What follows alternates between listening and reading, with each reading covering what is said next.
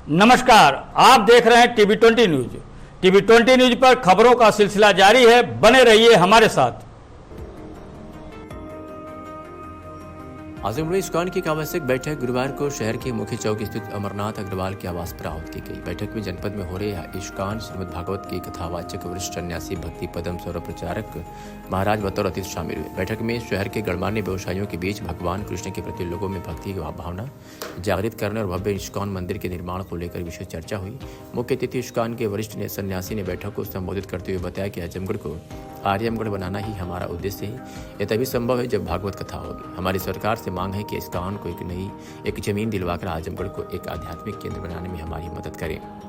वास्तविकता में हमें सनातन धर्म की स्थापना की आवश्यकता है और बगैर गीता के राष्ट्रवाद संभव नहीं। इस्कॉन भटके युवाओं को भी समझा बुझाकर धर्म के मार्ग पर चलाने का काम करता है। हमारे मंदिरों में गीता भागवत की शिक्षा ग्रहण करने के लिए बड़ी संख्या में युवा इस्कॉन से जुड़े हैं। वहीं बांग्लादेश में इस्कॉन मंदिर पर हुए हमले पर भक्ति पदम सौरभ प्रचारक महाराज जी ने कहा कि हमारे भारत के सभी सनातनियों के लिए जागृत है। यदि आप गीता भागवत नहीं पढ़ेंगे, मंदिरों का निर्माण नहीं करेंगे और खासकर सनातन धर्म के लिए खर्च नहीं करेंगे तो अर्थ के बिना धर्म की रक्षा संभव नहीं है। गुरु जी, आजमगढ़ में प्रवचन हो रहा है, क्या विषय है और क्या इसका उद्देश्य? विषय है आजमगढ़ को आर्यमगढ़ बनाना। वो तभी होगा जब भागवत होगा। भागवत के आधार पे हमारे गुरुजी हिज डिवाइन ग्रेस एसी भक्ति वेदांत स्वामी श्रील प्रभुपाद जी पूरा विश्व में भागवत के आधार पे सनातन धर्म को स्थापना किया। तो आर्यमगढ़ के जितने भी हैं सभी अगर भागवत का प्रवचन श्रवण करें, भागवत को रोज अध्ययन करें और खास करके हरे कृष्ण महामंत्र हरि नाम को रोज उच्चारण करें, भगवान साक्षात श्री कृष्ण भगवान ये आर्यमगढ़ में अवतरित होंगे एक इस्कॉन के भव्य मंदिर के अंतर्गत अच्छा विग्रह के रूप में। ये हमारा उद्देश्य है ताकि आर्यमगढ़ में एक ऐसे आध्यात्मिक केंद्र हो ताकि आसपास के जितने जिले हैं उनका आध्यात्मिक राजधानी हो। तो गुरु जी, आर्यमगढ़ तो सरकार करेगी, तो सरकार से क्या मांग आपकी है? सरकार से यही मांग है हमको इस्कॉन के लिए एक ज़मीन दिलाए। तो मंदिर के भव्य निर्माण के लिए आपको चाहिए। तो कितना भव्य रहेगा मंदिर, क्या आपका उसमें जितना बड़ा ज़मीन उतना बड़ा भव्य। और कब तक इसकी डेडलाइन चाहते हैं आप, कितना समय तक बन जाएगी? आज दे दे हम 5 साल में मंदिर बनाएंगे। कितनी जमीन की सरकार से आप मांग करते हैं? 2 एकड़। 2 एकड़। अच्छा गुरु जी, जैसे ये होता है कि इस समय धीरेन्द्र शास्त्री जी निकले हुए हैं हिंदू राष्ट्र के लिए, तो क्या मानते हैं कि हिंदू राष्ट्र होना चाहिए आज भारत वर्ष? होना चाहिए, नहीं है, हिंदू राष्ट्र तो है। ये हिंदू राष्ट्र एक भौगोलिक नाम है। जो हिंदू कुश वैली है, उधर के बाद का जो ज़मीन है उसको हिंदू राष्ट्र करके वो पर्शियन लोगों ने कहा, हमने नहीं कहा। सिंधु नदी के पूर्व दिशा में जो भूमि है उसको हिंदू करके हमने नहीं कहा, वो पर्शियन लोगों ने कहा, तुर्कों ने कहा। तो हिंदू राष्ट्र है ही ऑलरेडी।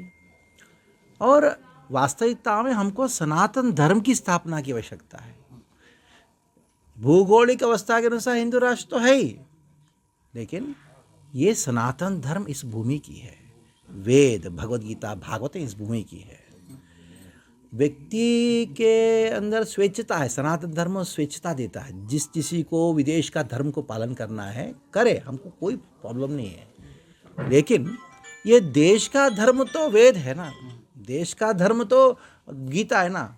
हाँ, अगर आप नेशनलिस्टिक होना चाहते हो, राष्ट्रवादी होना चाहते हो, ये गीता के बिना राष्ट्रवाद हो ही नहीं सकता, क्योंकि इस राष्ट्र का गीता। आदमी तो है बाहर से आया हुआ, इम्पोर्टेड गाड़ी ले सकते हो, लेकिन हमारा गाड़ी तो इस देश का तो गीता है ना, इस देश का तो रामायण है। हाँ? तो गीता भागवत के बिना राष्ट्रवाद हो नहीं सकता, हो ही नहीं सकता। आज की युवा पीढ़ी जो धर्म से विमुख हो रही है, इनके लिए क्या संदेश है? देखिए, ये गलतफहमी है। युवकों को, युवतियों को, बच्चों को जब हम प्रवचन देने जाते हैं ना, वो इतने प्रभावित हो जाते हैं, वो बड़े लोगों से ज़्यादा भक्ति करते हैं। आप इस्कॉन के मंदिरों में जाइए, कौन दिखाई पड़ता है? सब युवक दिखाई पड़ते हैं। ये कौन है? ये युवक है, जुड़ा है कि नहीं? दिखाई, फोटो दिखाई, युवक है, गले में माला पहना है, हाँ जी। तो हमारे गुरुजी से पूछा गया था कि आपके मंदिरों में युवक क्यों दिखाई पड़ते, बाकी मंदिरों में वृद्ध बुजुर्ग होते हैं। तो हमारे गुरुजी ने कहा कि कॉलेज जाओगे, स्कूल जाओगे, उधर कौन दिखाई पड़ता है? तो उन्होंने ये युवक है, बच्चे हैं। तो क्यों? क्योंकि वो पढ़ाई का समय होता है। तो हमारे मंदिर में गीता भागवत की पढ़ाई होती है, शिक्षा होती है।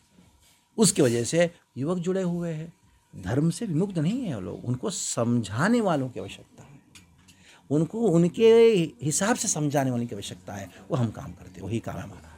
बांग्लादेश में जिस तरह से सनातन पर या इस्कॉन के मंदिरों पर अटैक हुआ, क्या कहें? तो ये हमारे लिए जागृति है।